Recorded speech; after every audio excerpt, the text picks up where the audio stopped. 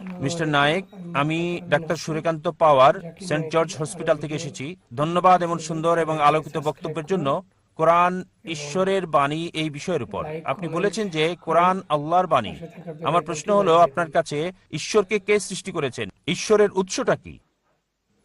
ভাই খুব সুন্দর প্রশ্ন করলেন যে যদি কোরআন ঈশ্বরের বাণী হয় তাহলে ঈশ্বরের স্রষ্টা কে। খুব ভালো প্রশ্ন। যদি আপনাকে জিজ্ঞেস করি যে আপনার বন্ধু জন একটা সন্তান জন্ম দিয়েছে, আপনি কি বলতে পারবেন সন্তানটা ছেলে না মেয়ে? আপনার বন্ধু জন হাসপাতালে একটা সন্তান জন্ম দিয়েছে, সন্তানটা ছেলে নাকি মেয়ে বলতে পারবেন? অনুমান করে বলেন। না, ছেলে না মেয়ে বলতে পারছি না। সরি, অনুমান করতে পারছি না। চেষ্টা করেন।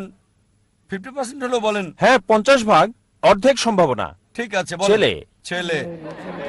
ভাই পুরুষ কি সন্তান জন্ম দিতে পারে? না। এখন এটা ছেলে না মেয়ে? নামটা মেয়ে নাম হতে হবে। আমি আপনাকে বলছি আপনার বন্ধু জন।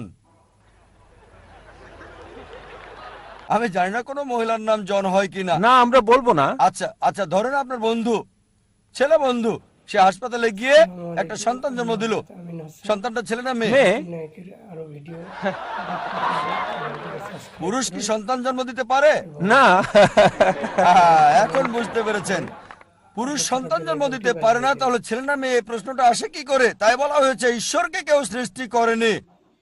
আপনার প্রশ্ন কে ঈশ্বরকে সৃষ্টি করেছে, আমার প্রশ্নের মতো যে পুরুষটার সন্তান জন্ম দিয়েছে হাসপাতালে, সেটা ছেলে নাকি মেয়ে, প্রশ্নটাই অযৌক্তিক। কারণ আমরা জানি যে পুরুষ সন্তান প্রসব করে না, তাহলে ছেলে না মেয়ে এই প্রশ্ন আসে কি করে? তাই বলা হয়েছে ঈশ্বরকে কেউ সৃষ্টি করেনি। প্রত্যেক সৃষ্টির একজন স্রষ্টা থাকে, ঈশ্বরের কোনো স্রষ্টা নেই।